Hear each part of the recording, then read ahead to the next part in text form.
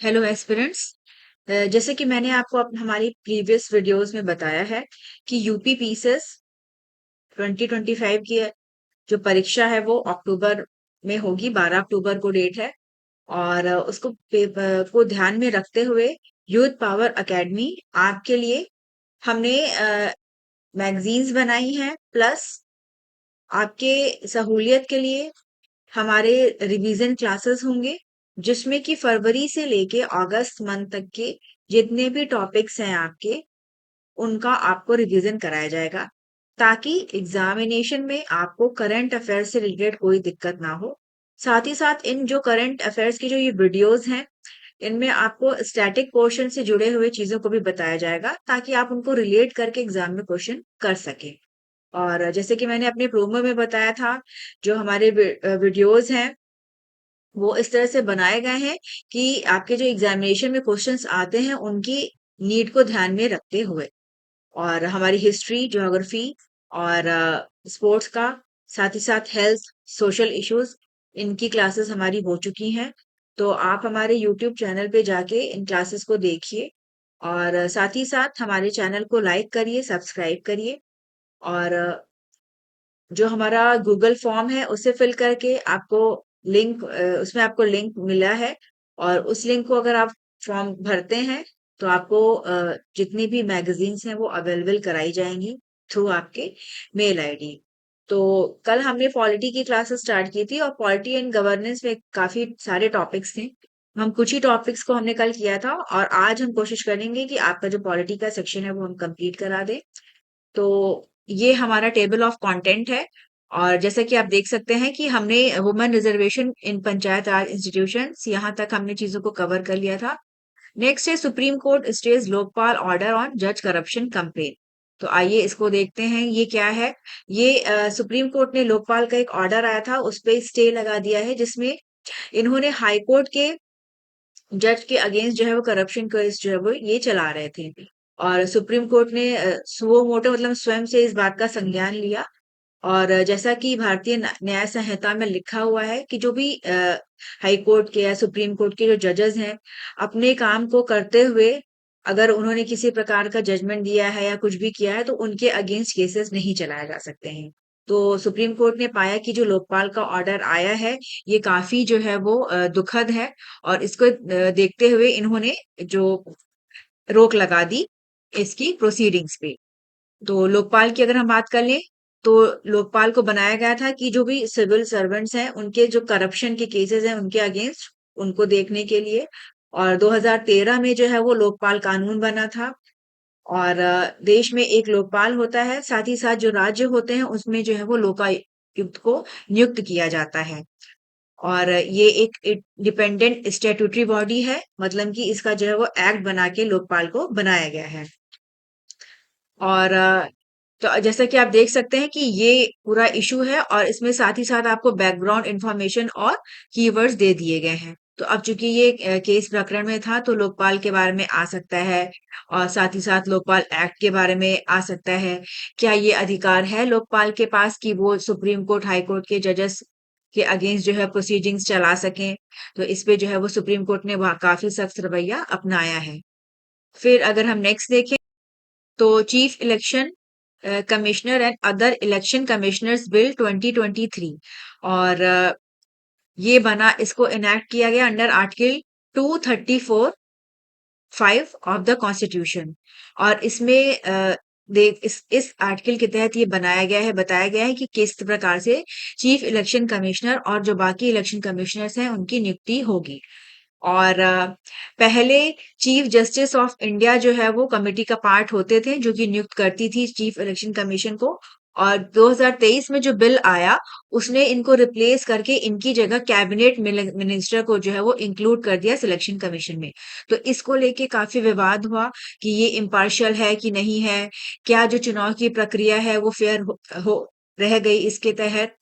तो इसी को लेके विवाद है। और 2023 में ये एक्ट बना, फिर उसके बाद से इसमें सुप्रीम कोर्ट में जो है वो याचिका भी दायर हुई है, उस पर अभी कोई निर्णय नहीं आया है। लेकिन अगर हम हाल फिलहाल में देखें, तो इलेक्शन कमीशन को लेके काफी विवाद हुआ है, और विपक्ष के द्वारा जो है वो वोटिंग को वोट चोरी के भी आरोप लगाए हैं। तो अब चूंकि इलेक्शन कमीशन शुरुआत से ही पूरा न्यूज में बना हुआ है, तो इलेक्शन कमिश्नर से मान के चलिए कि आपका या तो करंट से क्वेश्चन आएगा और पॉलिटिक्स में तो क्वेश्चन इसका आना ही आना है। तो जैसे कि इलेक्शन कमीशन एक कॉन्स्टिट्यूशनल बॉडी है, फिर किस आर्टिकल के तहत इसका निर्माण हुआ है, जैसे कि 354 आर्टिकल है। इसके अलावा रिप्रेजेंटेटिव ऑफ पीपुल एक्ट के बारे में आ सकता है। कितने इलेक्शन कमिश्नर्स होते हैं? टोटल 3 होते हैं, जिनमें एक चीफ इलेक्शन कमिश्नर होता है। इनकी नियुक्ति की क्या प्रक्रिया है? इनका रिमूवल कैसे होता है? जैसे इनको रिमूव करने के लिए भी वही प्रक्रिया है जो हाई कोर्ट और सुप्रीम कोर्ट के जजेस को हटाने की है। जैसे कि इनके अगेंस्ट मोशन लाना पड़ता है, फिर 2/3 बहुमत से दोनों ही सदनों में इसको पास कराना होता है। तो इस प्रकार से अगर हम देखें, तो सीईसी भी हमारे लिए एक काफी इंपॉर्टेंट टॉपिक रहेगा हमारे एग्जाम के लिए। फिर नेक्स्ट अगर हम देखें, तो तुहिन कांत पांडे, इनको जो है वो सेबी का नया चेयरमैन नियुक्त किया गया है। और इन्होंने मधाबी पुरी बंच को इन्होंने रिप्लेस किया है। सेबी का फुल फॉर्म है securities and exchange board of India. और ये एक रेगुलेटरी बॉडी है जो कि हमारा सिक्योरिटी और कमोडिटी मार्केट को देखने का पूरा काम करती है। और नेक्स्ट अगर हम देख लें, तो सुप्रीम कोर्ट की ruling I, arrest powers of customs and GST officers. और इसमें जो है इन्होंने रूलिंग दिया है कि जो कस्टम्स और जीएसटी ऑफिसर्स हैं, उनके पास ऐसा एक ठोस जो है वो रीजन होना चाहिए जिसके तहत वो इंडिविजुअल्स को अरेस्ट करें, और इन्हें हायर स्टैंडर्ड बनाने होंगे।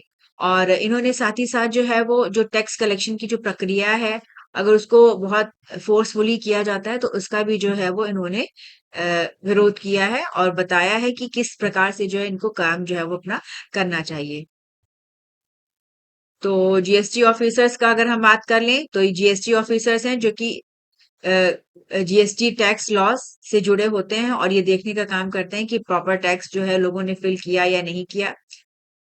साथ ही साथ ईडी की अगर हम बात कर लें, तो इन्फोर्समेंट डायरेक्टरेट, ये एक लॉ इन्फोर्समेंट एजेंसी है जो कि ये इन्वेस्टिगेशन करने का काम करती है कि किसी प्रकार का जो धन है, वो काला धन जो है वो किसी भी प्रक्रिया में इसका यूज ना हो, और उसके लिए वो टाइम टू टाइम पे लोगों के खिलाफ जो है वो एक्शन लेती है। फिर अगर हम बात कर लें, तो डीलिमिटेशन भी काफी चर्चा में बना हुआ है इस साल। और अंडर आर्टिकल 82, ये कई बार पूछा गया है कि किस आर्टिकल के अंतर्गत जो है वो डीलिमिटेशन होता है। डीलिमिटेशन एक ये प्रक्रिया होती है जिसमें कि जो पार्लियामेंट की सीट्स हैं और जो असेंबली की सीट्स हैं, उनका जो है वो बताया जाता है कि कितनी सीट्स रहेंगी। और लास्ट में जो है 1971 में ये प्रक्रिया हुई थी। और उसके बाद जो है वो जो 42वां कॉन्स्टिट्यूशनल अमेंडमेंट एक्ट था 1976 का, उसके तहत जो मतलब 1971 के सेंसस के मुताबिक ये हुआ था कि कितनी सीटें रहेंगी एमपीज के लिए, एमएलएस के लिए। फिर इसको फ्रोज कर दिया गया था, मतलब कि इसी के आधार पे जो है वो सीटें रहेंगी 2001 तक के लिए, 42वें जो संशोधन हुआ था उसके तहत। फिर बाद में इसको बढ़ा के 2026 कर दिया गया 84th अमेंडमेंट के तहत, मतलब इसमें लॉ में अमेंड किया गया कि इसी के आधार पे जो सीटें हैं ये रहेंगी।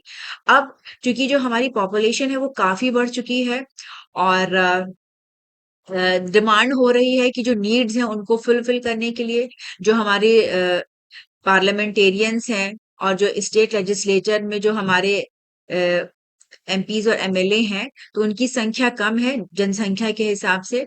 तो माना जा रहा है कि आगे अब 26 तक ही, चूंकि इनके पास टाइम लाइन है गवर्नमेंट के पास, तो या तो इन्हें नए सिरे से डीलिमिटेशन एक्सरसाइज करवानी होगी, और या तो फर्दर अमेंडमेंट एक्ट लाके इसको कुछ सालों के लिए और एक्सटेंड करना होगा।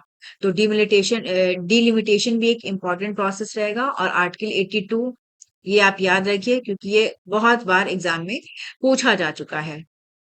फिर नेक्स्ट अगर हम देख लें, तो नक्शा, ये एक इनिशिएटिव है सरकार का, और इसके तहत डाटाबेस जो है वो तैयार करने की कोशिश की जा रही है कि मतलब इसमें पूरा रिसेंट टेक्नोलॉजी का यूज करके, ड्रोन्स वगैरह का यूज करके सर्वे कराया जाएगा, ताकि जो लैंड से जुड़ी समस्या है, कैसे अर्बन प्लानिंग होनी चाहिए, किसकी कितनी जमीन है, क्या ये सारा डाटाबेस सरकार के पास प्रॉपर तरीके से रहे।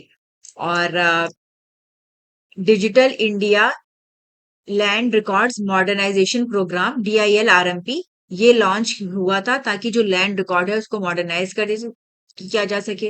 जैसे पहले जो है किताब फाइल्स होती थी, अब उनको सब चीजों को जो है वो डिजिटल किया जा रहा है। अगर आप जैसे गांव वगैरह में भी देखिए, जो भी खेती का काम है, जो भी जिसकी जमीनें हैं, वो सब चीजें अब जो है वो जो उनका भी रिकॉर्ड्स है वो उनको डिजिटलाइज कर दिया गया है, ताकि इससे जो है वो लोगों को सुविधा भी रहेगी और कोई दिक्कत जो है वो नहीं आएगी।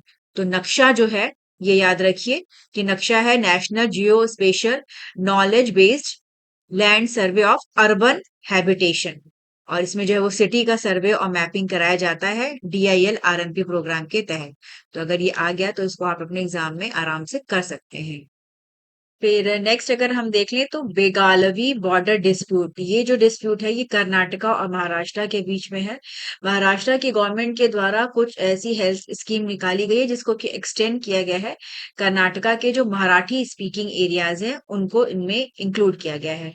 और ये जो बेगालवी रीजन है, इसको जो है वो ये पहले जो है इंडिपेंडेंस के पहले जो है वो बॉम्बे प्रेसिडेंसी का पार्ट हुआ करता था, और बाद में जब देश आजाद हुआ और उसके बाद जो है ये जो रीजन है ये कर्नाटका में चला गया, और बेगालवी को जो है वो बेलगाम भी कहते हैं।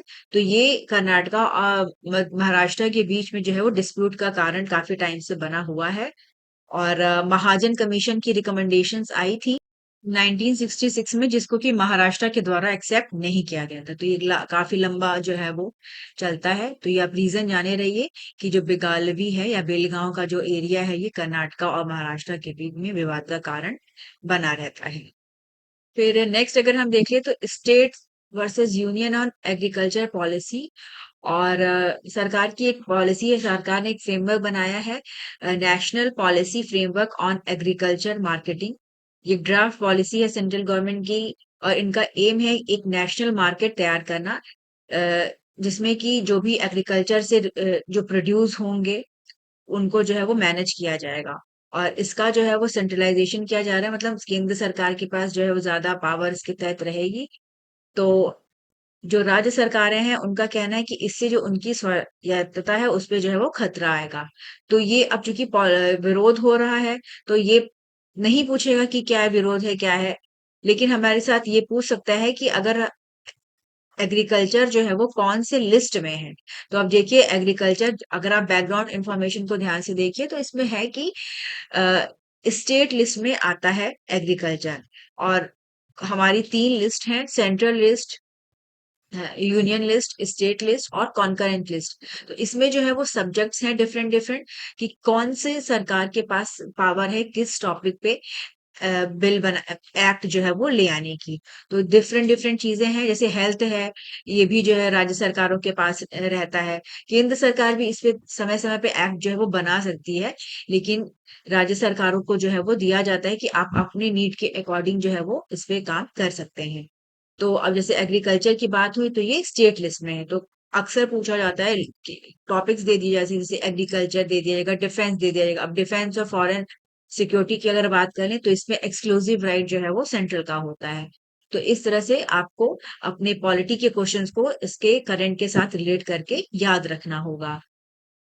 फिर नेक्स्ट अगर हम देखें तो के स्विफ्ट, ये केरला का एक सिंगल विंडो क्लियरेंस सिस्टम है, और इसके तहत जो भी बिजनेस से रिलेटेड जो अप्रूवल होते हैं, सरकार की एक कोशिश है कि जल्द से जल्द जो है वो उनको दिया जा सके ताकि डेवलपमेंट हो सके। तो अगर ये इनिशिएटिव का नाम आ जाए कि के स्विफ्ट क्या है, तो ये केरला का है। और एक सिंगल विंडो है, मतलब इस पे जाके जो भी आप, अगर आपको कोई बिजनेस करना है तो जो भी आपको अप्रूवल चाहिए, जो भी नीड्स हैं, वो एक सिंगल विंडो के तहत जो है वो यहीं पे जाके आपके सारे जो कंसर्न्स हैं उसको गवर्नमेंट देखेगी और आपको टाइम पे जो है वो देगी। इस तरह के जो सिस्टम है वो और भी स्टेट्स में है। जैसे कि अगर हम महाराष्ट्र की बात करें तो वहां पे MSEFC है, तेलंगाना में TSI पास है, और अगर हम यूपी की बात करें, इन्वेस्ट यूपी है। और इन्वेस्ट यूपी के तहत जो सरकार है उसकी कोशिश होती है कि जो कंपनीज हैं वो इन्वेस्ट करें ताकि प्रॉपर डेवलपमेंट वगैरह हो सके। तो ये आप नाम इनको याद रखिए। फिर नेक्स्ट है पंचायत डिवोल्यूशन इंडेक्स PDI 2024, और इसको जो डेवलपमेंट करने का काम है वो Indian institute of public administration के द्वारा किया जाता है। यह एक ऑटोनॉमस बॉडी है जो कि ministry of personnel public grievances and pensions Bharat सरकार के अंतर्गत आती है।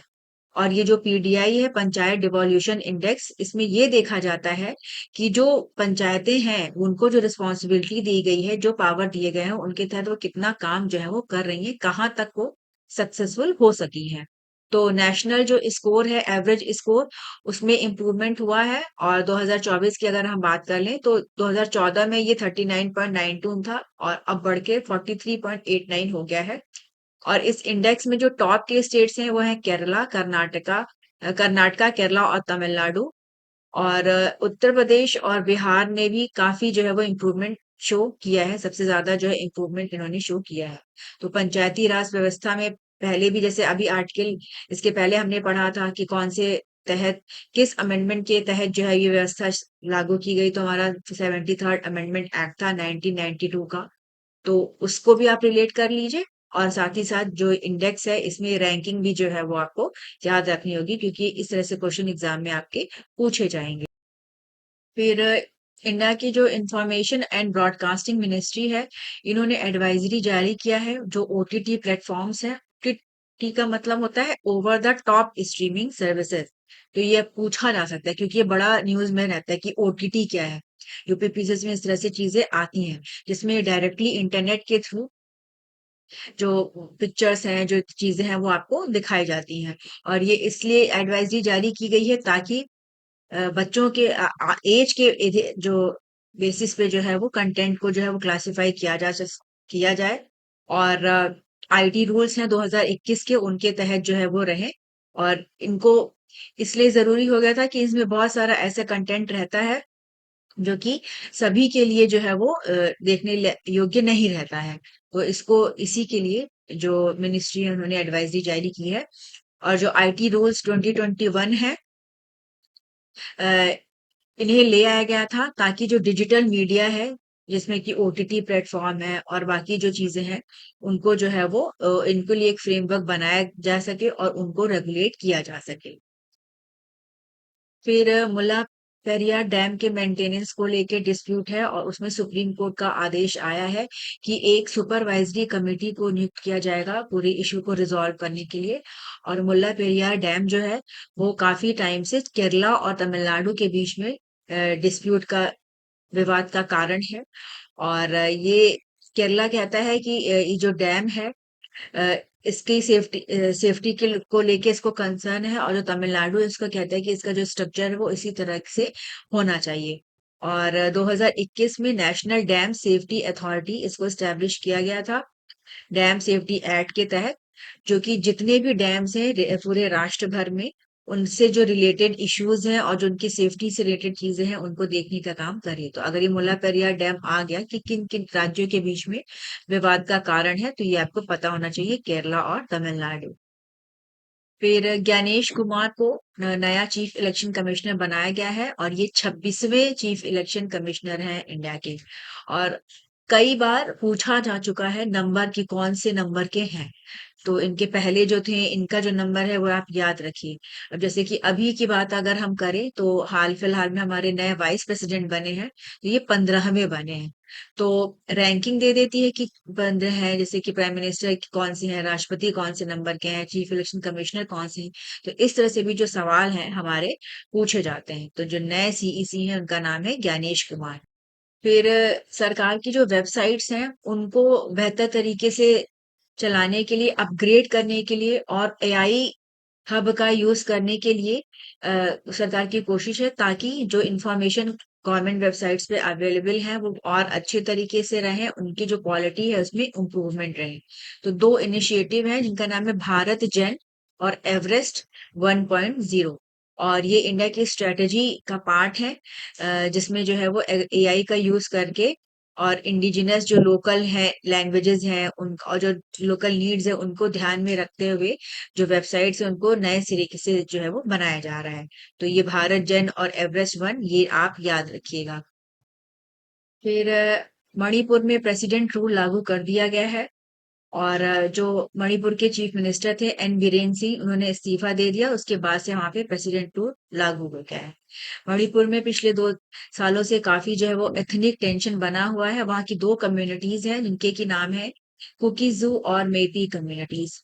और जो मेती कम्युनिटी है वो वैली रीजन में ज्यादा पाई जाती है, और जो कुकीजू है वो ट्राइबल एरिया में है। और इनके बीच जो है वो काफी विवाद है लंबे समय से, की लैंड्स को लेके, अपने पॉलिटिकल रिप्रेजेंटेशन को लेके। और उसकी वजह से पिछले 2 साल में काफी हिंसक घटनाएं वहां पे हुई हैं। तो अब वहां पे प्रेसिडेंट रूल लगा दिया गया है। और अगर हम प्रेसिडेंट रूल की बात करें तो अब हमारे एग्जाम में ये इंपॉर्टेंट हो जाएगा कि कौन से आर्टिकल के तहत जो है वो प्रेसिडेंट रूल लगाया जाता है। तो आर्टिकल 356 है, जिसके तहत राष्ट्रपति के पास ये पावर होती है कि वो स्टेट में सेंट्रल रूल जो है वो लागू कर दे। फिर नेक्स्ट अगर हम देख लें तो सुप्रीम कोर्ट की रूलिंग आई है, और इसके तहत जो सर्विस टैक्स लगाया जाता है लॉटरी डिस्ट्रीब्यूटर्स, इसमें सुप्रीम कोर्ट ने कहा है, रूलिंग दी है कि जो लॉटरी टिकट डिस्ट्रीब्यूटर्स हैं, उन्हें किसी तरह का सर्विस टैक्स पे नहीं करना होगा।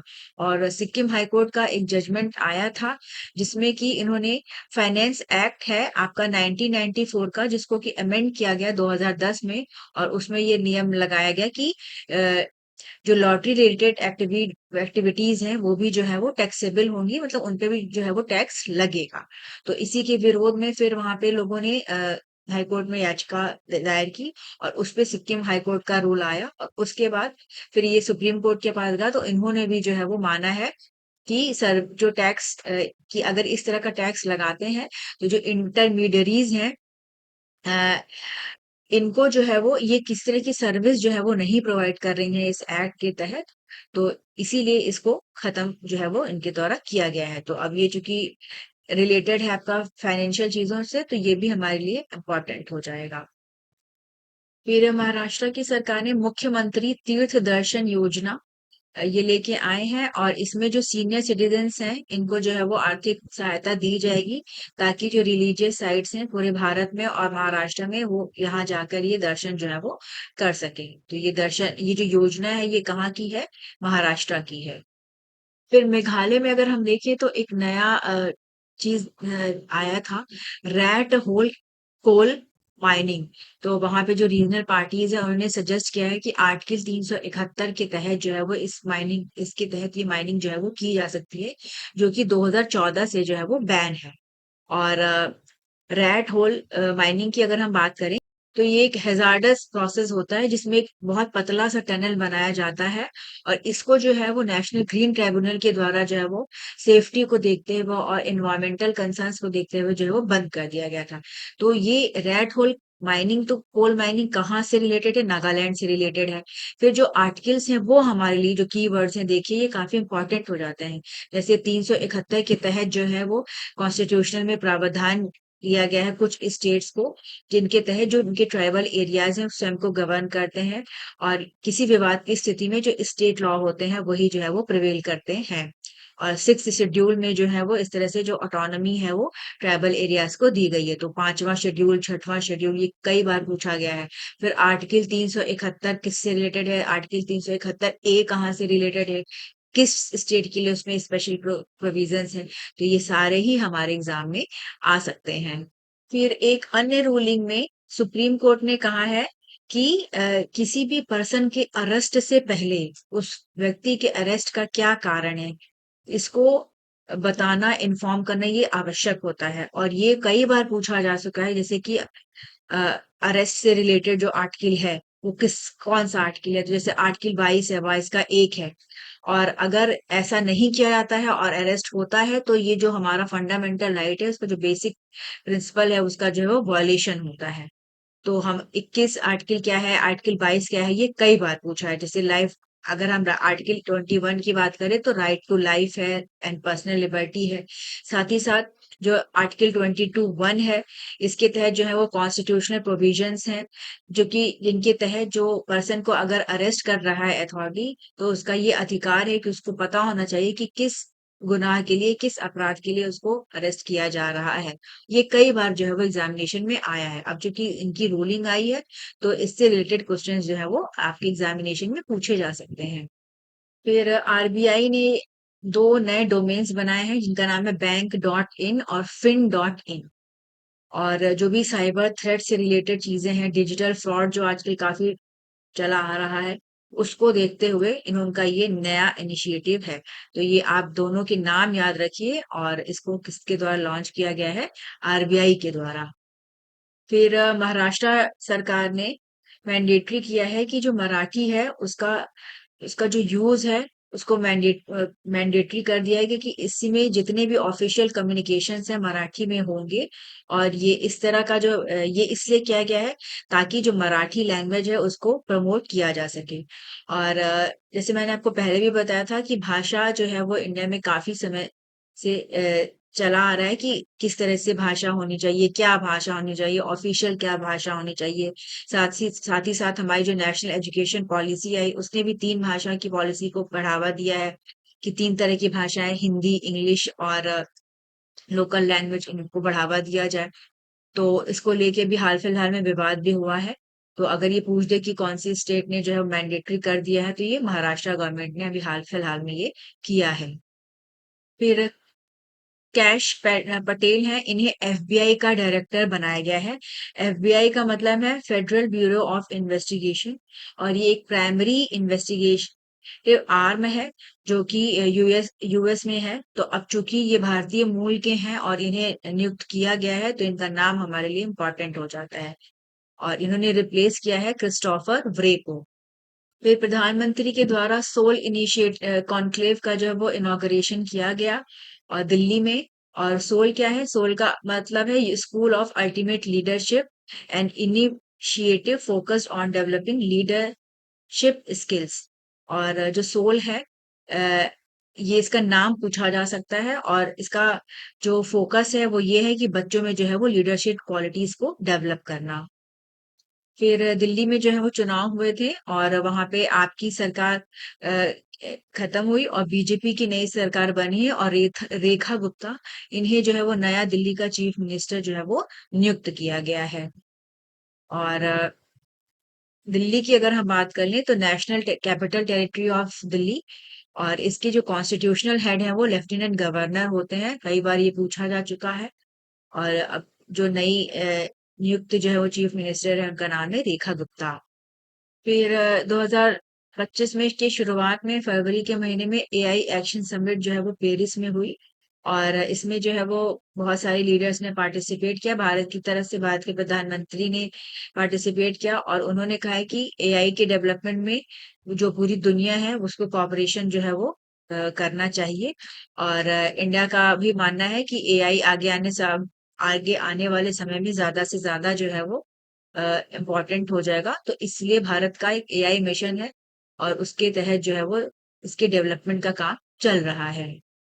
फिर प्रधानमंत्री के गवर्नमेंट के द्वारा जो है वो 2.35 प्रॉपर्टी कार्ड जो है वो डिस्ट्रीब्यूट किए गए। और देश के 1 लाख से ज्यादा विलेजेस में स्वामित्व स्कीम के अंतर्गत, जो ये स्वामित्व स्कीम है, इसको जो है मिनिस्ट्री ऑफ पंचायती राज इनके द्वारा जो है वो शुरू किया गया था। सेंट्रल गवर्नमेंट की ये स्कीम है और इसको 2021 में लॉन्च किया गया। और इसके तहत जो गांव है उनकी जो भी जमीनें हैं उनका प्रॉपर तरीके से ड्रोन की मदद से नई टेक्नोलॉजी का यूज करके सर्वे किया गया है, मैपिंग की गई है जो एरियाज हैं। और जो लोग हैं जिनकी खेती है, जमीनें हैं, उनको जो है वो ओनरशिप राइट्स दिए गए हैं, और प्रॉपर्टी कार्ड जो है वो डिस्ट्रीब्यूट किए जा रहे हैं। ये जो प्रॉपर्टी कार्ड है, ये एक तरह का रिकॉर्ड है, और ये बताता है कि ये एक जो स्पेसिफिक जमीन है वो किसकी है। और इसको जो है वो कोई भी लीगल और फाइनेंशियल अगर मैटर होता है तो उसमें जो है वो इसका यूज किया जाता है। फिर नामीबिया के फाउंडिंग प्रेसिडेंट थे सैम जोमा। इनका देहांत हुआ 95 वर्ष की उम्र में। ये इनके फाउंडिंग प्रेसिडेंट थे, और 1990 से लेके 2005 तक इन्होंने प्रेसिडेंट बने रहे ये। और इनका जो है वो नामीबिया के हिस्ट्री में काफी इम्पोर्टेंट जो है वो रोल रहा है। तो इनकी जो है वो मृत्यु हुई है, तो इनका नाम याद रखिएगा। फिर नेक्स्ट अगर हम देख लें तो बार्डी वेवर, इन्हें बेल्जियम का नया प्रधानमंत्री नियुक्त किया गया है। तो इस साल जो भी नए नए नियुक्तियां हुई हैं, अब जैसे कि अभी इनकी नियुक्ति हुई, फिर अगर हम बात कर लें तो अभी नेपाल में जो है वो क्राइसिस हुई और उसके बाद जो है नई प्रधानमंत्री बनी है। तो जितने नए प्राइम मिनिस्टर और नए प्रेसिडेंट नियुक्त होते हैं, उनसे रिलेटेड क्वेश्चन भी एग्जामिनेशन में पीसीएस में आता है। तो आप इनको नाम जो है वो याद रखिए। बार्डी वीवर जो है ये बेल्जियम के प्राइम मिनिस्टर बने हैं। फिर लास्ट में अगर हम देख लें तो जुडिशियल कमीशन बना है और इसको जो है वो उत्तर प्रदेश गवर्नमेंट के द्वारा बनाया गया है। और उत्तर प्रदेश में महाकुंभ का आयोजन हुआ और उसमें भगदड़ मची और उसमें काफी लोगों की मृत्यु हो गई थी। तो पूरी जो घटना हुई उसकी जांच के लिए रिटायर्ड जस्टिस हैं हर्ष कुमार, ये जो है वो देखेंगे कि संगम घाट पे किस तरह से जो है वो महाकुंभ के दौरान ये घटना हुई और इसमें 30 से ज्यादा लोगों की मृत्यु हुई थी और काफी सारे लोग जो है वो इंजर्ड हुए थे। तो कभी कभी जो कमीशन है वो किसके द्वारा हेडेड किया जा रहा है, ये भी जो है वो पूछा जाता है। तो ये फरवरी मंथ के जितने भी इम्पोर्टेंट पॉलिटी से रिलेटेड चीजें थी वो हमने आपको कवर करा दी। और आप हमारे चैनल को लाइक करिए, सब्सक्राइब करिए और ज्यादा से ज्यादा शेयर करिए। और हम जो भी चीजें आपको यहाँ पे बताई जा रही हैं, आपका इनका रिवीजन भी हो रहा है और साथ ही साथ आपके एग्जामिनेशन में इनसे क्वेश्चंस आने की पूरा जो है वो चांस है। तो नेक्स्ट क्लास में अब हम डिफेंस और इनसे रिलेटेड चीजों को देखेंगे, साथ ही साथ हम एनवायरमेंट और साइंस टेक्नोलॉजी पे भी बात करेंगे।